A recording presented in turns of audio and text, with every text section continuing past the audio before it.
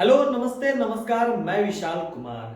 फिर से मैथ के एक टॉपिक मेंस्ट्रुएशन पे दूसरा वीडियो है ये, और आपका इसमें स्वागत है। पहला वीडियो आप देखे होंगे तो आप महसूस किए होंगे कि किस तरह से हम पढ़ा रहे हैं।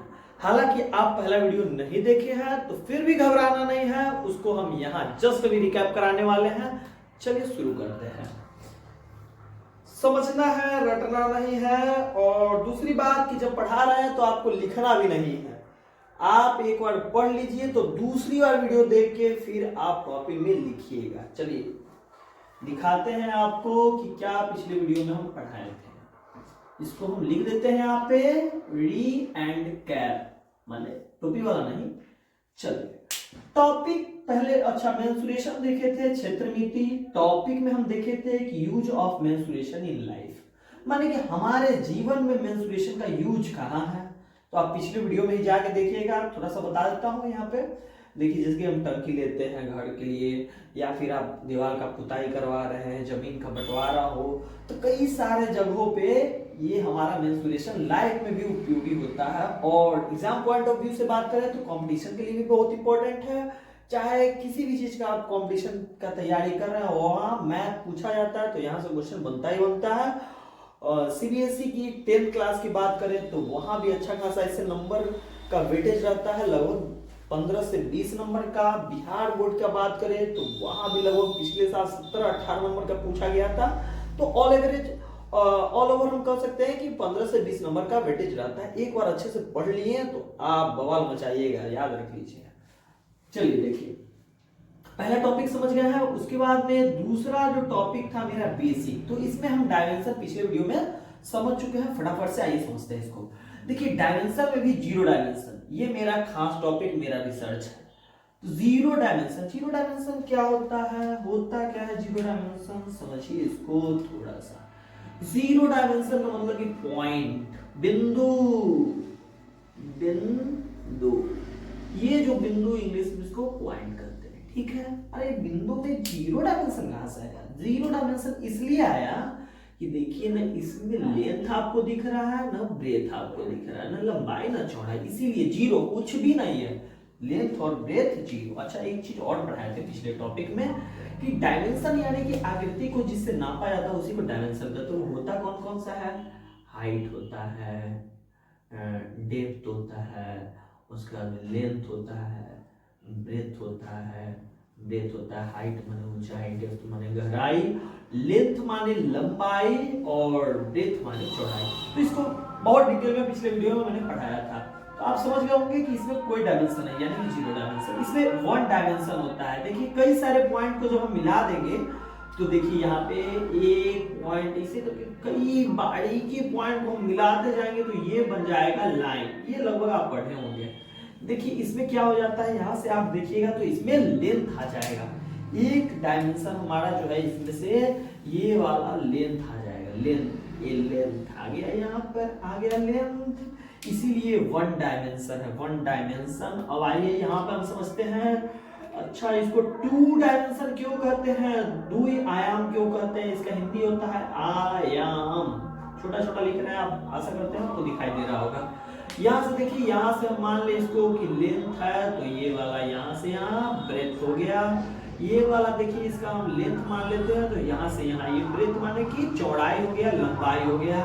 इसको भी देखिए तो रेडियस से नापते हैं, और यहाँ से माने कि त्रिज्या से नापते हैं, और सर्कमफ्रेंस माने कि परिधि से नापते हैं। ये वाला देखिए इसमें भी टू डायमेंशन होता है। यहाँ देखिएगा तो आप ध्यान देने वाली बात है कि यहाँ पे थ्री डायमेंशन हो जाता है। यहाँ से यहाँ तक मान लो कि आप हाइट मानते हैं, यहाँ से यहाँ तक आप इसको ब्रेथ मान लीजिए, चौड़ाई मान लीजिए, और यहाँ से यहाँ लंबाई लेंथ मान लीजिए। तो देखिए कितना डायमेंशन आया, 1 2 और 3। तो 3 डायमेंशन आ गया ना। देखिए इसमें 2 डायमेंशन आ रहा है, ये वाला और ये वाला। इसमें देखिए एक ही डायमेंशन आ रहा है, इसलिए एक आयामी कहेंगे। इसमें देखिए कोई आयाम नहीं आ रहा, कोई डायमेंशन नहीं आ रहा, इसलिए जीरो डायमेंशन कहते हैं। तो ये सब मैंने पिछली वीडियो में पढ़ा चुके हैं इन सारी बातों को। तो आज का मेरा जो टॉपिक है बेसिक का टर्म। बेसिक का जो टर्म है तो 2D का टर्म समझेंगे और 3D का टर्म समझेंगे। आने वाले वीडियो में हम पढ़ने वाले हैं कि बेसिक ऑफ 3D, और यही हमारे लिए बहुत इंपॉर्टेंट है, इसी से क्वेश्चन पूछा जाता है।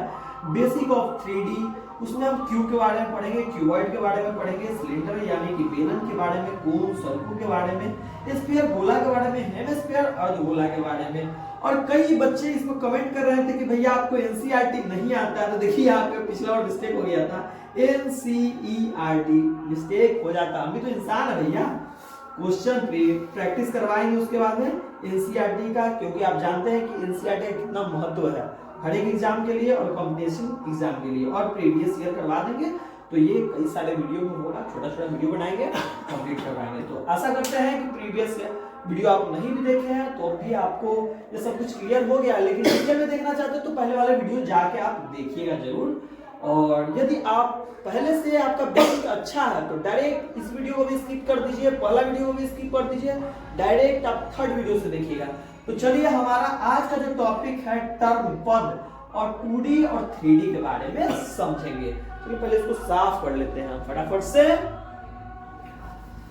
और देखिए हम पढ़ा रहे हैं तो इसलिए पढ़ा रहे हैं क्योंकि आपको रटना वटना बंद कर देना पड़ेगा। रटना नहीं है, आपको बिल्कुल पढ़ते रहना है और मन लगा के पढ़िए। हम आशा आपको दिला रहे हैं ना कि आप एकदम टैलेंटेड हो जाइए, ठीक है। आपको लगता होगा कि हम बहुत ज्यादा भाषणबाजी कर रहे हैं, देखिए हमेशा पढ़ते रहना भी सही नहीं है। कम से कम पढ़िए और अच्छा पढ़िए, और जहां अच्छा कंटेंट मिलता है वहां पढ़िए, रटना बिल्कुल बंद। भाई फॉर्मूला पढ़ा पढ़ा के मास्टर में जान ले लेता है बच्चों का इस मेंसुरेशन में। चलिए हम दूसरा टॉपिक जो पढ़ रहे हैं, आज का मेरा जो दूसरा टॉपिक है वो है बेसिक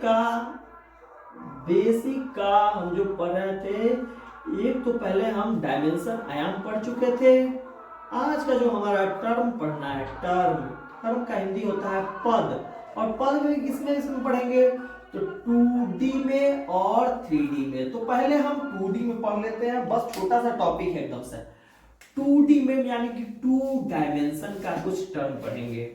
डायमेंशन माने कि आयाम, 2 आयामी जो होता है, इसका लिख देते हैं हम यहाँ पे आयाम। इसका क्या क्या टर्म है इसको हम थोड़ा सा यहाँ पे देखते हैं और समझते हैं। आप आशा करते हैं कि आप जानते भी होंगे, फिर भी मेरा जो है कर्तव्य बनता है कि आपको समझा के चले, तो ताकि जो कमजोर बच्चे हैं इसको बेहतर समझ पाएंगे और आगे भी उनको मजा आएगा पढ़ने में। देखिए आप जैसे कि 2 डायमेंशन में जैसे देखते हैं कि पेरीमीटर आता है। पेरीमीटर माने परिधि। इन सभी को समझेंगे, पहले हम एक बार लिख तो ले परिधि। और एक अब कंफ्यूजन हो जाता है कभी कभार, हमको भी होता था भाई, सर्कमफ्रेंस ये क्या होता है। अच्छा इसको परिमाप कहते हैं, सॉरी परिमाप कहते हैं। अच्छा और इसके बाद में सर्कुम्फेरेंस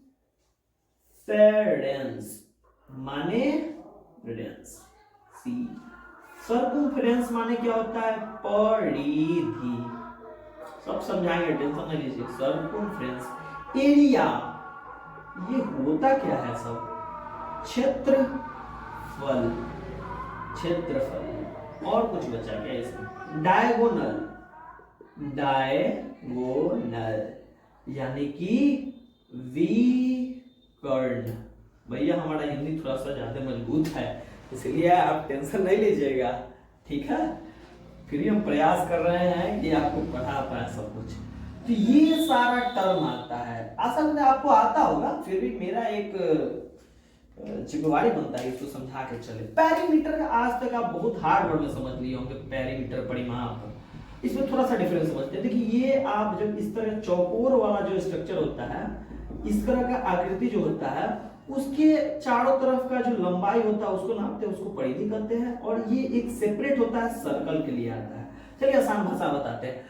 किसी भी चीज का आपको बोला जाए कि पेरीमीटर निकालो, परिमाप निकालो, या फिर सर्कमफ्रेंस या परिधि निकालो, तो कुछ नहीं आपको करना है, सीधे सीधे आप बाउंड्री पर चलिए। यहां से मान लीजिए कि आपका घर का बाउंड्री है, यहां से चलिए, नापते जाइए कितना मीटर है, यहां से इसे नाप के आ जाइए। फिर जिस पॉइंट से चले थे उसी पॉइंट से, मान लीजिए कि आपका ये खेत है और यहाँ से आप चलना प्रयास शुरू किए, चलते चलते चलते चलते यहाँ तक आ गए। अब बोल दिए कि भाई 50 मीटर है, हो गया परिधि। हो गया, बस बात खत्म। अब इसके बाद कुछ खास नहीं समझना है, बस बात खत्म। चाहे जैसा भी हो, ऐसा ही क्यों ना हो, ये कोई स्ट्रक्चर है? आपको पता है क्या स्ट्रक्चर? नहीं पता है। हम बोलते परिमाप बता दो, इसका पैरामीटर बता दो, कुछ नहीं करना है। हम क्या किए, यहाँ से एक बिंदु पे से चले, यहाँ से चलना शुरू किए, इसे चल रहे हैं चल रहे हैं चल रहे हैं चल रहे हैं, इस पे चलते गए। अब यहाँ पहुंच गए, कह देंगे होगा बाउंड्री नाप लिए हम अपना, इतना 100 मीटर मान लिए, हो गया, बात खत्म। इसका परिधि परिमाप हो गया, बात खत्म। यही बाउंड्री होता है। एक तो सर्कमफ्रेंस जो टर्म आता है सिर्फ सर्कल यानी कि वृत्त के लिए आता है, तो वृत्त में जब हम ऐसा करते हैं तो ये सर्कमफ्रेंस कहलाता है। बहुत ज्यादा डिफरेंस नहीं है दोनों में, कभी कभार तो हम अमूमन लिख ही देते हैं परिमाप और परिधि, ठीक है। एरिया क्या होता है? अरे बहुत लोग नहीं एरिया निकाल देता है फॉर्मूला रट के, उसको यही नहीं पता कि क्षेत्रफल होता क्या है। बताते हैं आपको क्षेत्रफल होता क्या है। क्षेत्रफल का मतलब होता है कि आप, अच्छा ये वाला जो 2 डायमेंशन इसको आप महसूस कर सकते हैं, हाइपोथेटिकल है, माने कि इसको आप प्रैक्टिकली पकड़ धर के नहीं देख सकते हैं। जैसे कि हम आपको दिखाते हैं 3 डायमेंशन का, ये आपको क्यूब दिख रहा होगा यानी घन दिख रहा है, इसको धर ले रहे हैं ना भाई, एरिया को नहीं पकड़ सकते हैं, ठीक है। तो देखिए क्षेत्रफल कितना क्षेत्र है इसमें, माने कि इसके बीच वाला जो जगह है ये वाला, देखिए इसको, ये देखिए ये वाला ये वाला ये वाला, कितना जगह है इसमें, इसी को कहते हैं एरिया, क्षेत्रफल, ठीक है। डायगोनल विकर्ण, बहुत समस्या है, बहुत खतरनाक फॉर्मूला है इसका। अरे भाई 2D डायमेंशन पढ़ाएंगे अलग से, अभी नहीं, अभी हम 3 डायमेंशन जो एग्जाम पॉइंट ऑफ व्यू से इंपॉर्टेंट है और कुछ बेसिक आपको समझाने का प्रयास कर रहे हैं। डायगोनल किसको कहते हैं? अरे आपका घर है ना जी, इसमें सबसे लंबा चीज जो हम डाल सकते हैं ना उसी को डायगोनल यानी कि विकर्ण कहते हैं। विकर्ण सबसे लंबा, ये वाला लंबा है नहीं, ये वाला लंबा है नहीं है। अरे ई कोना से लेके ई कोना तक बहुत बता रहे तुमको, ये चलता हम तो कहते हैं अपन यूट्यूब चैनल का नाम है बाबा कॉन्सेप्ट। ये वाला लंबा डंडा जो इसमें डाल सकते हैं ना, सबसे लंबा डंडा, उसी का लंबाई जो हम पता कर लेंगे उसी को कहेंगे डायगोनल विकर्ण। आशा करते हैं कि 2D डायमेंशन आपको समझ में आ गया होगा, ठीक है। अब हम 3D डायमेंशन यहीं पे रखेंगे ताकि लास्ट में एक बार रिवीजन कर ले, हम किसी चीज को साफ नहीं करेंगे। 3D डायमेंशन फटाफट से हम लिख लेते हैं एक बार में। 3D डायमेंशन, 3D डायमेंशन में हम पढ़ेंगे curve, surface area, area Hindi में इसको कहते हैं वक्र, पृष्ठीय क्षेत्रफल, पृष्ठीय क्षेत्रफल। दूसरा नंबर टोटल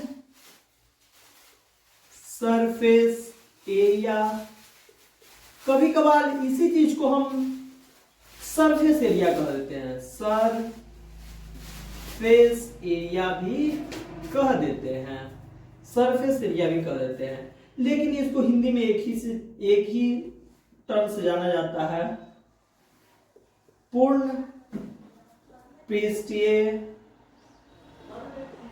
क्षेत्रफल। और क्या आता है भाई टर्म, बताइए। वॉल्यूम, आप भी कमेंट करते रहिए ना, आप बैठे हुए हैं शादी में आए हैं, कुछ कमेंट करते रहो आराम से। वॉल्यूम बताइए, वॉल्यूम को हिंदी में क्या कहते हैं?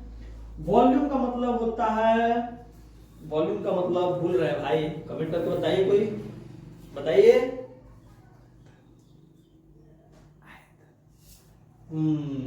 याद आ गया, आयतन, आयतन, आयतन, ठीक है, आयतन, आयतन। तो इन सारे चीज को हम समझने का प्रयास करेंगे। पढ़ा तो सब दिन है, समझो ना भाई कुछ, चलिए समझते हैं। कर्व सरफेस एरिया कैसे समझे हैं? वक्र पृष्ठ क्षेत्रफल, फॉर्मूला रटते आए हैं, अभी तक समझाते हैं हम आपको, टेंशन नहीं लीजिए। देखिए ये क्या है, क्यूब है, घन है, घन क्यूब है। अरे मान लो कि ऐसा बड़का हो, एकदम बड़का चीज हो, आप एकदम छोटा सा हो, मान लो कि ई वाला हम लगा दिए यहाँ पे इसे, और एक छोटा सा आदमी खड़ा कर दिया चारों तरफ, इसको हम ऐसे यहाँ पे एक आदमी खड़ा कर दिए, ठीक है, छोटा सा। अरे लो इसी कैप ले लेते हैं हम, ठीक है। देखो ये बड़ा सा एकदम स्ट्रक्चर है, इतना छोटा आदमी इसके पास लाते हैं, और इसको क्या दिखाई देगा, ये वाला दिखाई देगा। और घूम घूम के देखेगा तो क्या दिखाई देगा, इसके चारों तरफ घूमेगा तो क्या दिखाई देगा, इसको सिर्फ ये वाला दीवार दिखाई दे देगा, ये वाला दीवार दिखाई देगा, ये वाला दीवार दिखाई देगा, ये वाला दीवार दिखाई देगा। तो ये आप चारों तरफ देख पाइएगा। क्या बताइए, इतना छोटा सा आदमी, ये मान लीजिए इसको पकड़वा दिए हम, ऊपर देखेगा तो दिखाई देगा, ये वाला दिखाई देगा इसको, ये ऊपर वाला चीज दिखाई देगा, नहीं दिखाई देगा, नीचे वाला दिखाई देगा, नहीं दिखाई देगा। तो उसी को कहते हैं कर्व सरफेस एरिया। एरिया भी तुरंत समझाया नहीं था, एरिया किसको कहते हैं, जैसे कि मान लो कितना एरिया में ये ऑरेंज कलर है, ये जो भगवा रंग है बीजेपी वाला, कितने एरिया में है बताइए, तो इतने एरिया में, इसी को कहते हैं क्षेत्रफल। इधर देखिए आरजेडी वाला हरियर का, ये कितने क्षेत्रफल में फैला हुआ है, इसी को कहते हैं एरिया, क्षेत्रफल। तो आशा करते हैं कि आपको कर्व सरफेस एरिया समझ में आ गया होगा। आप क्या कीजिए कि किसी घर के सामने चले जाइए और चारों तरफ घूमिए उस घर के आसपास में, लेकिन आप जो बाहर से देख पाइएगा इसी से घूम घूम के, तो बस आप दीवार को ही देख पाइएगा, ऊपर ना देख पाइएगा ना नीचे। यानी कि चारों तरफ वाला जो एरिया है, क्षेत्रफल है, उसी को कर्व सरफेस एरिया और हिंदी में वक्र पृष्ठीय क्षेत्रफल कहते हैं। लेकिन टोटल सरफेस एरिया किसको कहते हैं, पूर्ण पृष्ठीय क्षेत्रफल किसको कहते हैं। समझिए, सब लग रहा होगा कि आसान चीज है, क्वेश्चन में जब देगा ना क्वेश्चन पलट जाइए धड़ाक से एकदम। इसलिए बहुत चौकन्ना होकर वीडियो देखना है, बहुत बारीकी वाला बात बता रहे हैं हम आपको। तो देखिए, इसका मतलब होता है कि चारों तरफ नहीं, अब इसमें क्या करना है, दूसरा कॉन्सेप्ट लगाना है कि इसमें सामान को छोटा आप समझ लीजिए, ठीक है, आप अपने आप को बड़ा समझ लीजिए। जैसे कि हम ही हैं, तो इसको देख रहे हैं, तो देखिए हम इसको देख लिए, इसको देख लिए, हम बड़ा है, इसको भी देख लिए, इससे बहुत बड़े हैं हम, तो ऊपर ऐसे करके भी देख लिए और इधर से भी देख लिए, ठीक है। तो अब हमको सब कुछ दिखाई दे रहा है, इधर वाला भी दिखाई दे रहा है, इधर वाला भी दिखाई दिया, इधर वाला भी दिखाई दिया, इधर वाला भी दिखाई दिया, इधर वाला भी दिखाई दिया, सब कुछ हम देख लिए। तो जब हम सब कुछ देख लेंगे तो वो हो जाएगा टोटल सरफेस एरिया, या इसी को कभी कभार सरफेस एरिया कहते हैं, इसी को कहते हैं पूर्ण पृष्ठीय क्षेत्रफल हिंदी में। अरे भाई, सबसे बड़का दिक्कत है वॉल्यूम में नहीं समझ में आ रहा है, क्या होता है वॉल्यूम।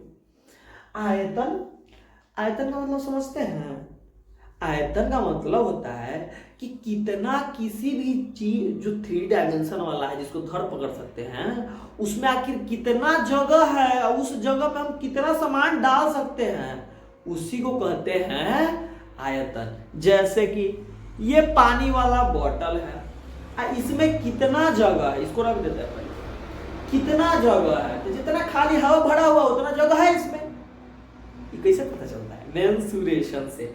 इसमें कितना पानी अटेगा, कितना पानी भर सकते हैं इसमें, वही जितना पानी इसमें भर सकते हैं जो जगह है, उसी को कहते हैं वॉल्यूम, माने आयतन। ठीक है, समझ में आया सब कुछ। एक बार रिवीजन कर लीजिए।